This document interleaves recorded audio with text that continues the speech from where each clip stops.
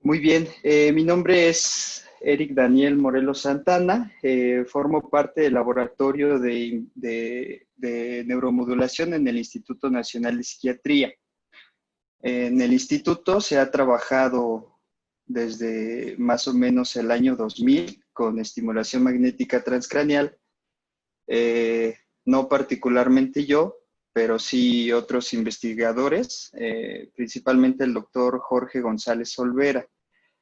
Yo llevo más o menos 6 años trabajando con esta técnica y más recientemente hemos empezado a utilizar el TDCS y próximamente estaremos también llevando a cabo protocolos con estas dos tecnologías.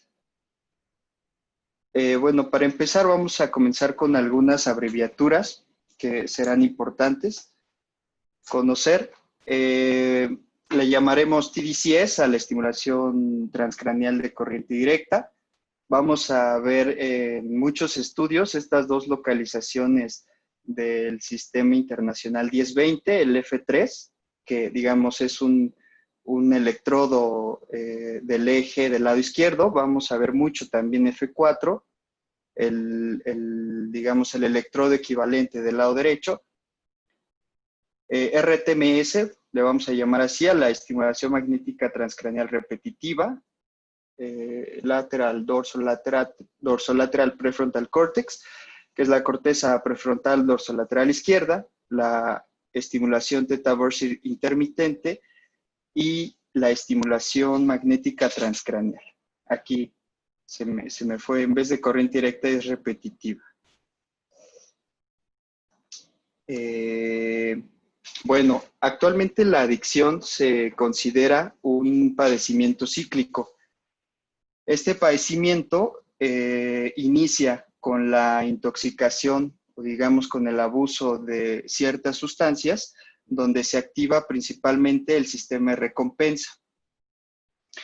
Digamos, una vez que el sujeto o el paciente consume la sustancia de manera sostenida, el sistema de recompensa va a tener modificaciones.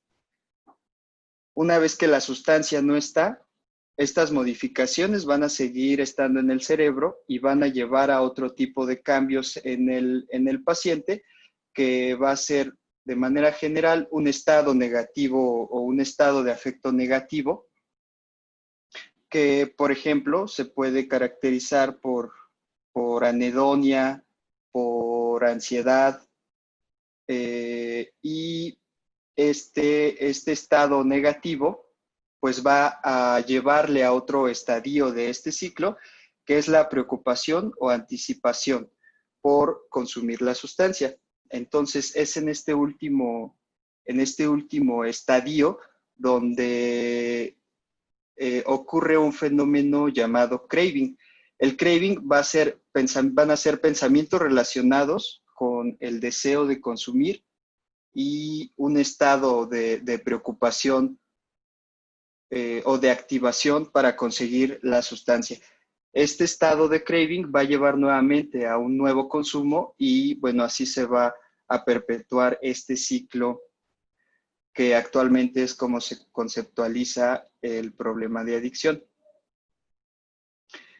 Los cambios, como les comentaba, ocurren a nivel del sistema de recompensa, a nivel de estructuras que monitorean las sensaciones en el cuerpo, pero de manera importante ocurren en la corteza prefrontal. Los cambios en la corteza prefrontal son de diferentes tipos, que van desde la disminución del volumen de la materia gris, cambios en la conectividad e incluso una disminución en la activación de la región prefrontal cuando se le pide al paciente responder a diferentes retos que comprometen esta región. Entonces, actualmente se habla mucho de la disminución del funcionamiento cognitivo en adicciones. Y bueno, parte de los problemas ocurren en las funciones ejecutivas. Es un grupo de funciones que le van a permitir al paciente resolver problemas complejos, hacer planes, cambiar de actividad mental, e incluso una parte importante es que le van a permitir inhibir sus respuestas. Este tipo de funcionamiento pues es el que el paciente requiere para generar una respuesta adecuada al contexto en el que se encuentra. Y por ejemplo, si en el contexto en el que se encuentra es un estado de abstinencia y un estado de craving, pues va a utilizar de manera importante estas funciones que, como la evidencia indica, pues van a estar disminuidas. ¿Cuál es la hipótesis acerca de la neuromodulación como tratamiento para la dependencia a sustancias? Pues digamos, la hipótesis viene de estudios con animales, particularmente un estudio de mucha importancia en la comunidad científica fue el uso de estimulación optogenética en roedores que ya tenían establecida la adicción a cocaína. La estimulación optogenética es un tipo de estimulación donde al pasar luz a través de células nerviosas, estas células se activan. Entonces, en estos puntos azules que vemos del lado derecho, era donde se activaban estas neuronas, y la conducta que se observaba en los roedores era una disminución del palanqueo para recibir una nueva dosis de cocaína. A partir de estos estudios, pues se empezó a hipotetizar cómo funcionarían diferentes técnicas de neuromodulación para la adicción en humanos. Y bueno, aunque en roedores podemos ir a estudiar las células de diferentes núcleos del cerebro, en los seres humanos es mucho más complicado hacer eso. Lo que tenemos, pues, es medir la conducta y medir, por ejemplo, variables cognitivas o variables clínicas. En este caso, la hipótesis es que el aumento de la actividad de regiones como la corteza prefrontal dorsolateral izquierda va a ejercer un mayor control sobre diferentes estructuras del sistema de recompensa, y a su vez va a existir una mejoría en la retroalimentación dopaminérgica hacia la corteza prefrontal y glutamatérgica hacia el sistema de recompensa. Digamos, esta es actualmente la conceptualización acerca del uso de estimulación magnética para tratar dependencia de sustancias, pero en realidad hay que ir a ver la evidencia para comprobar esta situación. Como Carlos nos comentaba hace un momento, ambas técnicas se encargan de inducir una corriente eléctrica en la corteza cerebral, y vamos a tener algunas diferencias en la manera en la que esta corriente es inducida en la corteza. Digamos, de izquierda a derecha tenemos un esquema de una bobina de TMS, y vemos cómo la inducción de la corriente es focalizada en una región, como ya nos comentaba Carlos, mientras que el TDCS tiene una inducción de corriente más amplia. La TMS provoca esta inducción de corriente de manera más profunda, y en TDCS de manera más superficial. Y en ambas técnicas es muy importante diferenciar dos tipos de efectos. Vamos a tener un efecto agudo, que es derivado de la administración de una sesión, y un efecto sostenido. Entonces, ¿cuáles son las diferencias? Que el efecto sostenido se va a alcanzar después de protocolos largos de estimulación. ¿Qué quiere decir esto? Que la actividad que estamos induciendo tiene que pasar a un repositorio de largo plazo, donde van a ocurrir modificaciones que le van a permitir al paciente tener una mejoría sostenida. Diferente a lo que podemos obtener con un efecto agudo, donde se va a facilitar la actividad cerebral y posiblemente facilite algunos procesos cognitivos o algunos síntomas de diferentes enfermedades, pero que si no se sigue aplicando, estos efectos pues pueden caer en el tiempo. Como ya nos comentaba también Carlos, el TDCS se basa en la inducción o en el paso de una corriente eléctrica continua. En este esquema vemos que un electrodo positivo se pone de un lado del cráneo, el otro electrodo positivo se pone del otro lado y se comienza a pasar esta corriente eléctrica. ¿Qué efecto va a tener en términos del TDCS? Pues que va a reducir el umbral del disparo neuronal.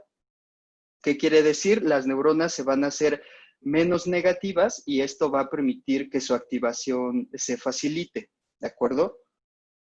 Esto va a modificar la excitabilidad cerebral. Nuevamente es el mismo concepto. Vamos a facilitar que las neuronas que están debajo de estos electrodos se activen de manera más sencilla. ¿Qué se ha encontrado en la aplicación de TDCS, por ejemplo, en la dependencia al alcohol?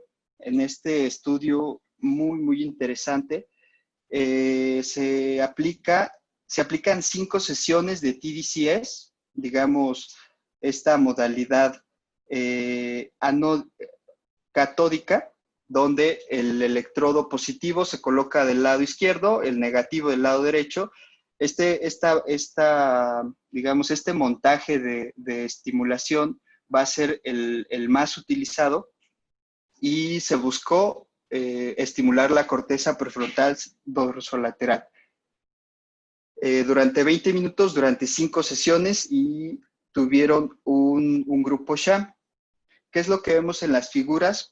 Bueno, lo que vemos en las figuras son análisis de conectividad y vemos en las gráficas de abajo, en las líneas más negras, el grupo de estimulación real y en las punteadas el grupo de estimulación placebo. ¿Qué es lo que ocurre? Que entre varios nodos de la red frontal va a haber un aumento de la conectividad, por ejemplo, del cíngulo anterior con el área motora suplementaria, con el cíngulo medio y, por ejemplo, también de manera importante, con el giro frontal dorsolateral. ¿Qué quieren decir estos cambios? Que el TDCS está induciendo cambios en la fuerza en la que se conectan diferentes regiones que son muy importantes para el desempeño cognitivo de nuestros pacientes. De manera importante, ocurren del lado derecho. Entonces, en el lado derecho ocurren procesos muy importantes para la inhibición de la respuesta. Y bueno, en cuestiones clínicas, ¿qué encontraron en estos pacientes con dependencia al alcohol? Que los que recibieron estimulación real tenían un promedio de 30 días para el siguiente consumo de alcohol contra 15 días que tenían el grupo que recibió estimulación sham. Se han explorado prácticamente todas las sustancias, bueno, no todas las sustancias, pero las principales sustancias de abuso. No voy a tocar todas, pero bueno, les doy las que me parece que dan el panorama más general acerca de este tema. En dependencia a tabaco, se utilizó en un estudio del 2016 una sesión de TDCS con el electrodo, con el ánodo en el F3 y el cátodo en el área supraorbital. Esta es una ligera variación del montaje que ya platicamos.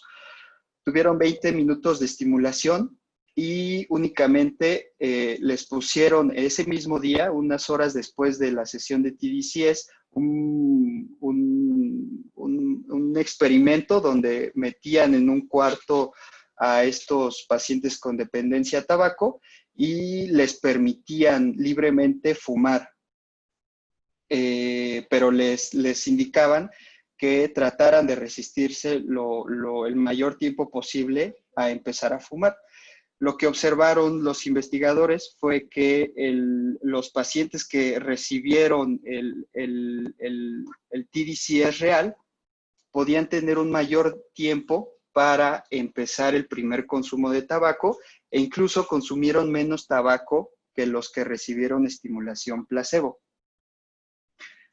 Entonces, como les comentaba, este es un estudio donde prueban una sesión, pero una sesión parece tener un efecto similar. En realidad habría que evaluar cómo se comportaron estos mismos pacientes tiempo después de este experimento. Pero bueno, es interesante ver cómo también desde una sesión podemos observar algunos cambios.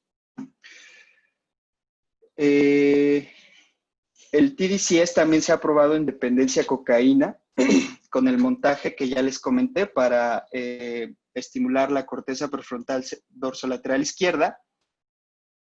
Y estos fueron estudios donde dieron nuevamente una sesión de 20 minutos y tuvieron un grupo sham. Lo que hacían en este estudio era inducir craving con imágenes relacionadas con el consumo de cocaína. Entonces, ahí los pacientes tenían que evaluar cuánto craving les provocaba ver ciertas imágenes y midieron con un paradigma de potenciales relacionados a eventos un segmento de la onda que se llama el segmento N2, que se relaciona con la actividad de la corteza del cíngulo anterior. ¿Qué es lo que observaron estos investigadores? Pues básicamente que el cíngulo anterior respondía mucho más de manera acentuada en los pacientes que recibieron estimulación sham, de manera que los pacientes que recibieron estimulación real tenían una menor activación del cíngulo anterior al ver estas imágenes relacionadas con el consumo de cocaína. En otro estudio, ya aplicaron 5 sesiones de lunes a viernes con el mismo montaje, prácticamente el mismo protocolo de estimulación, y posterior a estas 5 sesiones observan en el grupo de estimulación real una disminución en el craving. Y lo van observando a través del tiempo y pues confirman que este craving puede ir disminuyendo gradualmente conforme se mantenga el tratamiento de TDCS. Otros estudios también han encontrado resultados similares. El que les muestro aquí es del 2015 y otro del 2016. Con un aumento de sesiones tiene resultados similares. Entonces, ¿cuál sería, o cuando hacen estos estudios de estimulación con TDCS, pues los investigadores intentan hipotetizar qué es lo que ocurre. En realidad no todos los estudios tienen una parte de resonancia magnética o estudios donde se busque la base biológica de estos fenómenos.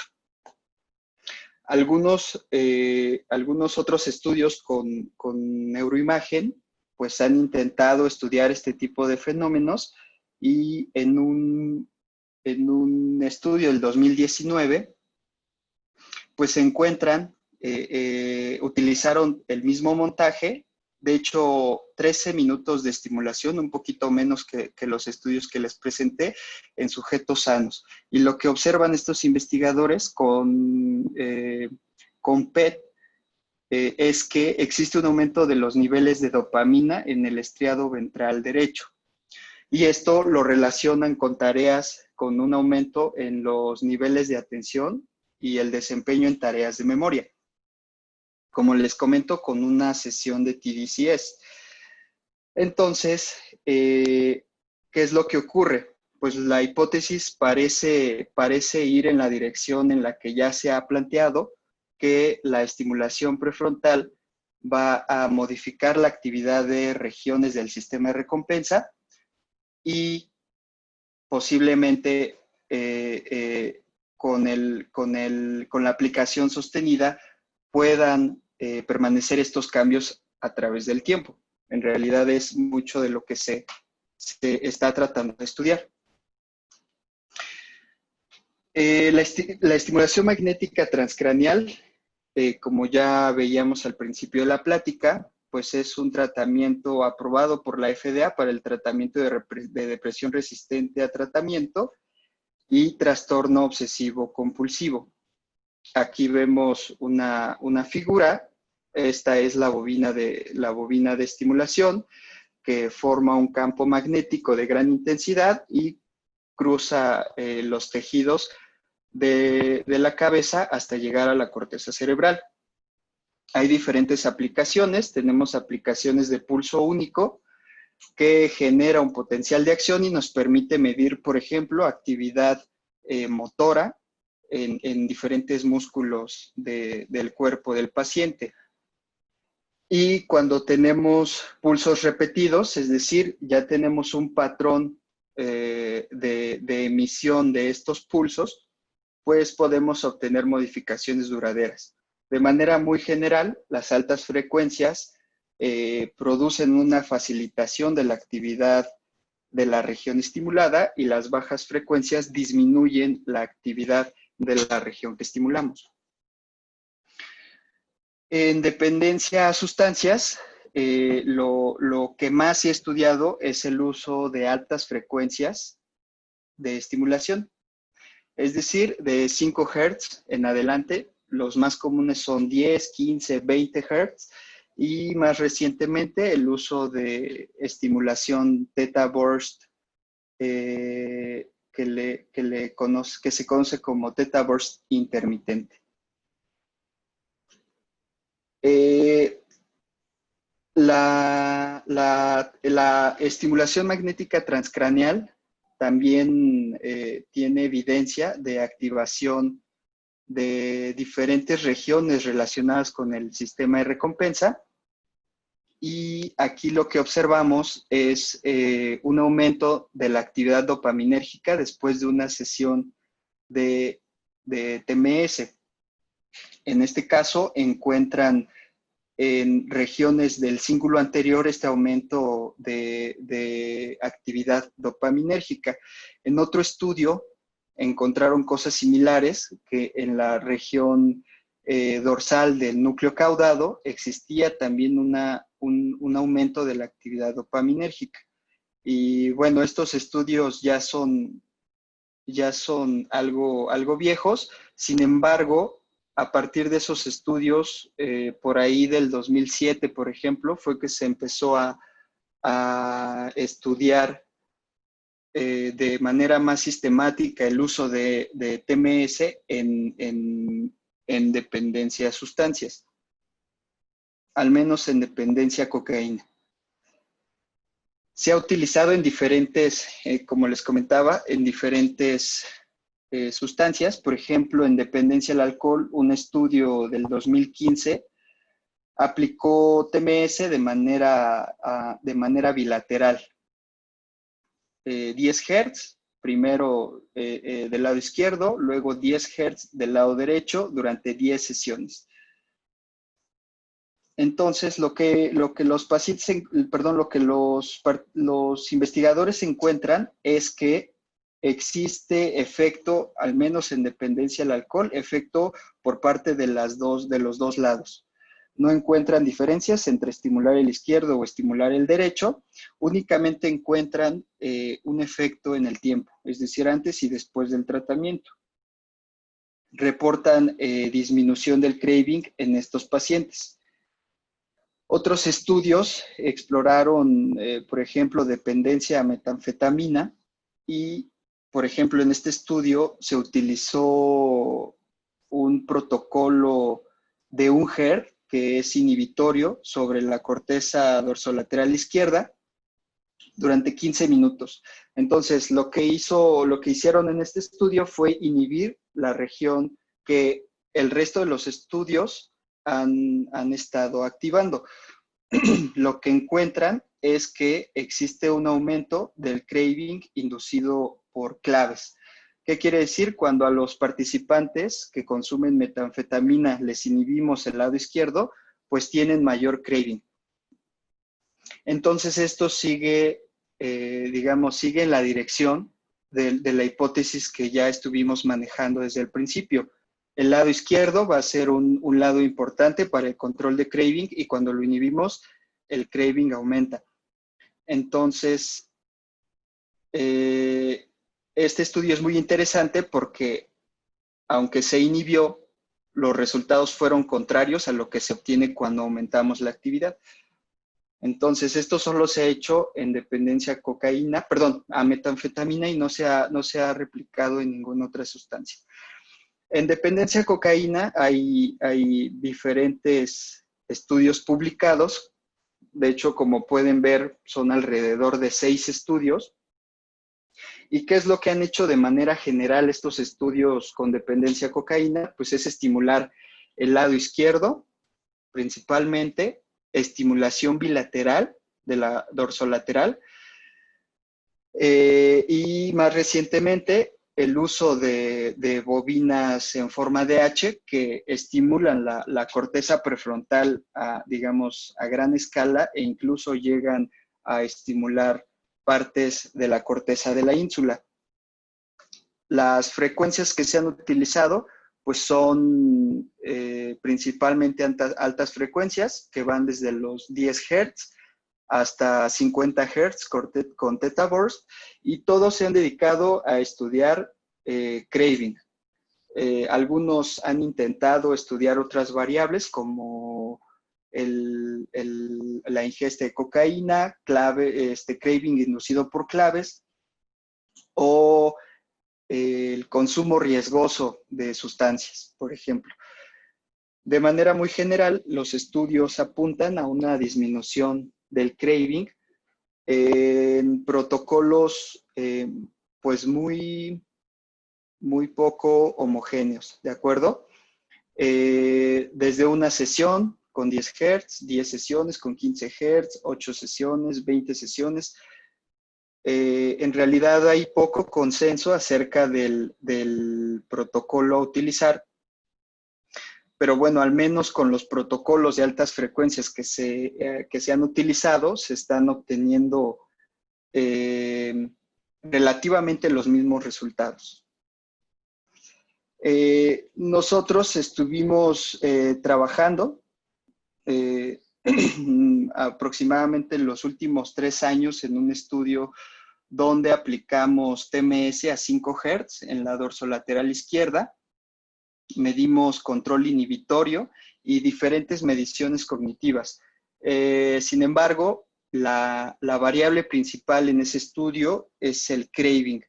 Lo que obtuvimos en un protocolo de 2 semanas de estimulación, 2 sesiones por día, 5,000 pulsos por día, obtuvimos una disminución de craving en el grupo que recibió estimulación real comparado con los pacientes que recibieron estimulación placebo. A estos pacientes los mantuvimos en sesiones semanales durante 3 meses y lo que observamos son las gráficas de abajo. Lo que observamos en las primeras 2 semanas es una disminución significativa del craving, y lo que observamos a los 3 meses es que esta disminución se mantiene abajo, ¿de acuerdo? Hasta aquí vamos a hacer un resumen en relación a todo lo que hemos visto. La evidencia de TDCS y TMS en adicciones apunta a una reducción en el craving. Algunos estudios reportan disminución en cantidades. De hecho, nosotros observamos también una disminución en la cantidad de cocaína consumida y en la frecuencia de consumo posterior a tratamientos, como ya les comenté, muy variados tanto de TDCS como de TMS. En el campo del TDCS, la mayoría de los estudios utilizan la configuración ánodo en F3, cátodo en F4, ¿de acuerdo? Que va a buscar la activación de la dorsolateral izquierda. En TMS prácticamente todos los estudios utilizan altas frecuencias sobre la dorsolateral izquierda. Y lo que los estudios nos muestran hasta el momento es que existe muy poca información de estimulación inhibitoria en el campo de TMS y también en el campo de TDCS. Entonces, ahí, digamos, es todavía un campo muy amplio a estudiar la estimulación inhibitoria. No solo la estimulación inhibitoria en sesión única, sino tratamientos prolongados, porque diferentes modelos de interacción interhemisférica que se han observado para otras enfermedades podrían también funcionar para las adicciones.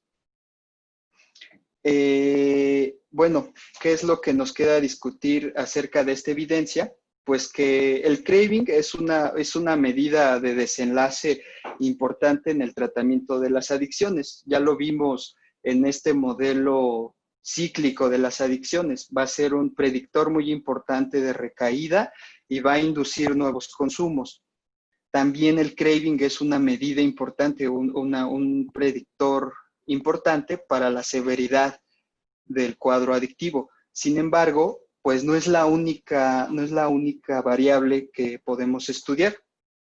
También, como vimos en diferentes estudios, puede haber variaciones en la frecuencia de consumo, en la cantidad de la sustancia consumida, en el tiempo de abstinencia, por ejemplo, que los pacientes logren tener cuando ya entran a tratamientos de estimulación o a otros tratamientos que se pueden contar desde horas, días, semanas, e incluso que haya modificaciones en el apego que tienen los pacientes a estos diferentes tratamientos que están tomando. Otro campo muy amplio a estudiar son posibles cambios cognitivos que se asocien con la reducción del craving. En mi proyecto de doctorado nos encontramos estudiando funciones de inhibición.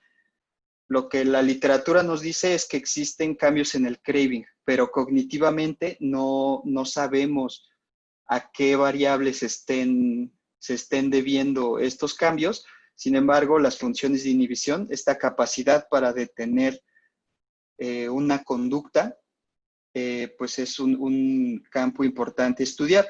Sin embargo, hay otras esferas del funcionamiento cognitivo muy importantes, el tema de la impulsividad, la capacidad de planeación, la toma de riesgo en los pacientes, la flexibilidad cognitiva, entre otras.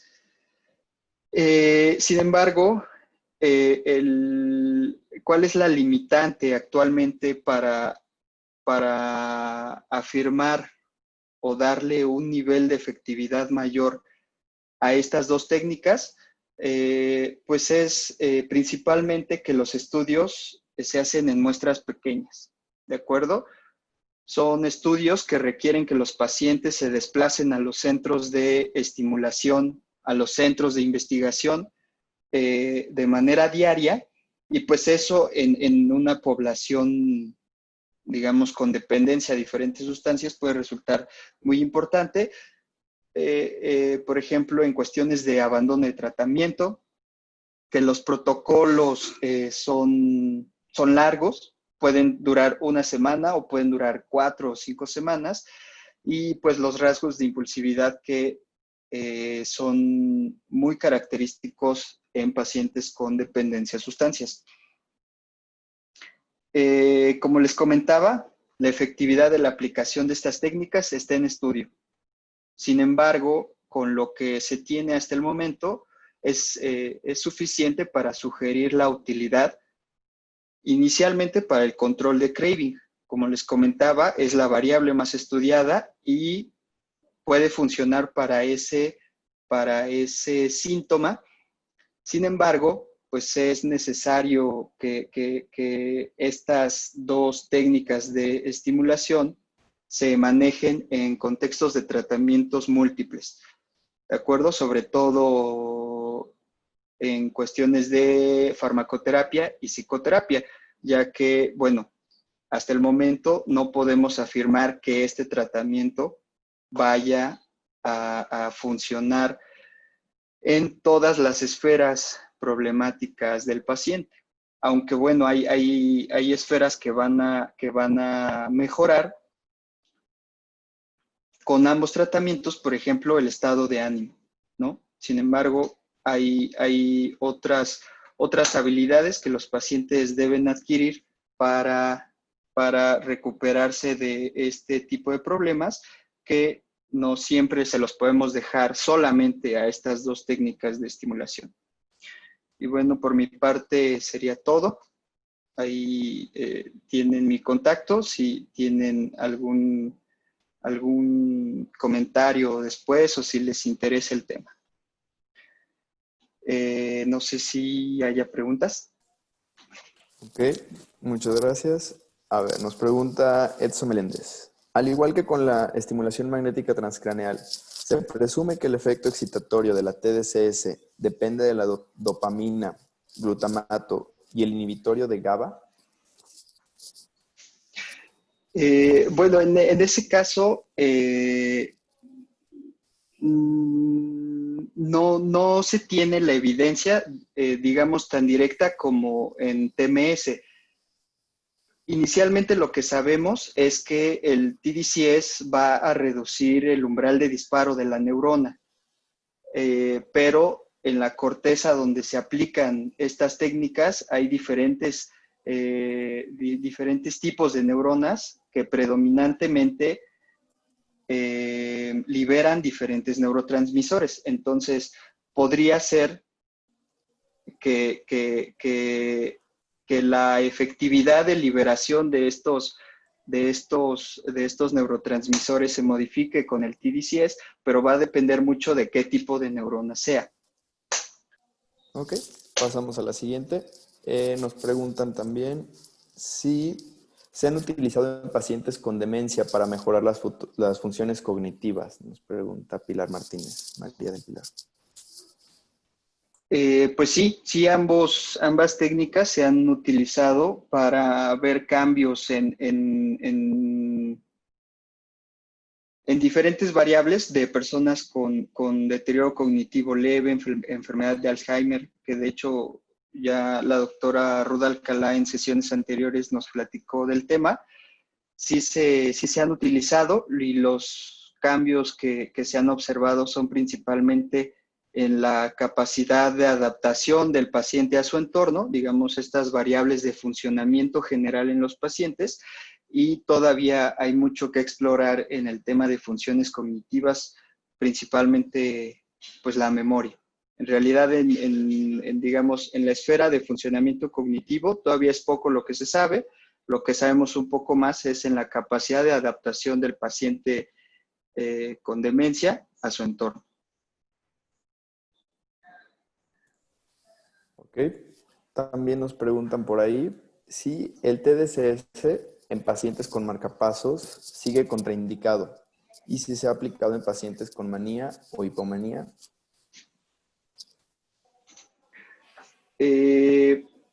Bueno, actualmente yo no sé de una contraindicación absoluta para TDCS, al menos fuera de dispositivos implantados dentro del cráneo. Pero habría que revisar, al menos yo no sé que esté contraindicado en marcapasos. Sí, para el caso de marcapasos no hay ninguna contraindicación. Como bien lo comenta Eric, las contraindicaciones serían si hubiera algo dentro del cráneo o una placa metálica, o si hubiera alguna herida que no estuviera cicatrizado, ahí sí no podemos aplicar TDCS. Fuera de ahí, pues no hay ninguna otra contraindicación. Sí, y con el tema de pacientes con manía o hipomanía, hay protocolos que se han utilizado en este tipo de pacientes, pero en realidad lo que sugieren es que el tratamiento sea muy personalizado porque no sabemos en qué momento la activación de estas regiones de la corteza cerebral pueda derivar en un episodio de hipomanía o de manía. En realidad se tienen muchas reservas, tanto con TDCS como con TMS, para el tema de trastorno bipolar. Ok, también nos preguntan, de nuevo Georgina, que si han medido los beneficios posteriores al tratamiento, por cuánto tiempo se mantiene y el porcentaje de recaídas. Pues sí, en el caso de lo que más sabemos es de tratamientos para depresión. Entonces, los seguimientos que se han hecho, eh, han llegado los estudios más con Ns más grandes, han llegado a un año. Entonces, alrededor de un 30% de los pacientes pueden tener un aumento de los síntomas depresivos a un año. Sin embargo, este aumento de síntomas depresivos no alcanza el nivel inicial con el que los pacientes empezaron el tratamiento. Entonces, los estudios de seguimiento, los más numerosos son en depresión y en otras enfermedades son muy limitados.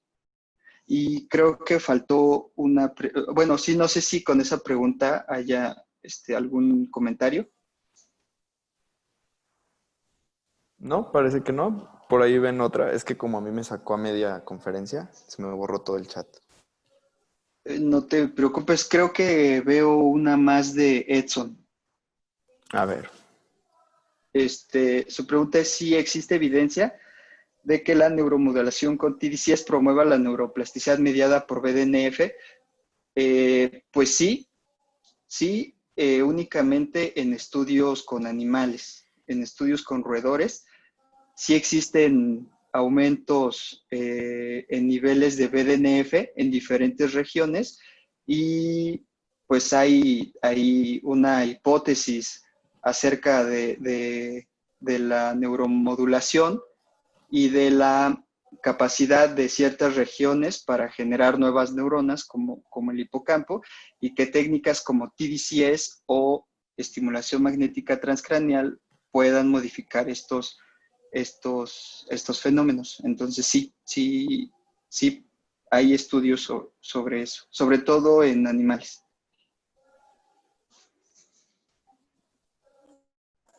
Ok, Eric, muchas gracias. Enrique Soto nos hace por ahí la aportación. Como todo tipo de tratamiento, el uso de TDCS y TMS es estrictamente médico. Su indicación puede hacerse exclusivamente por personal médico. Sí, al parecer son todas. Pues bueno, agradecemos mucho, Eric. Muchísimas gracias por tu tiempo, por tu aportación. De igual manera, al ingeniero Carlos González. Y también por ahí se anunciaba el próximo lunes 29, nuestra peña va a neuromodulación en la ansiedad. El registro igual lo pueden hacer por correo electrónico o a cualquiera de nuestros contactos. Y pues sería todo por hoy. No sé si tengan algo que añadir por ahí. Muchas gracias, Eric. Gracias a todos por su atención. Nos vemos pronto. Hasta Gracias, luego. gracias. Hasta luego. Muchas Bye. gracias, Eric. Gracias, A Carlos. ustedes, Hasta gracias. luego, Matías. Bye, bye.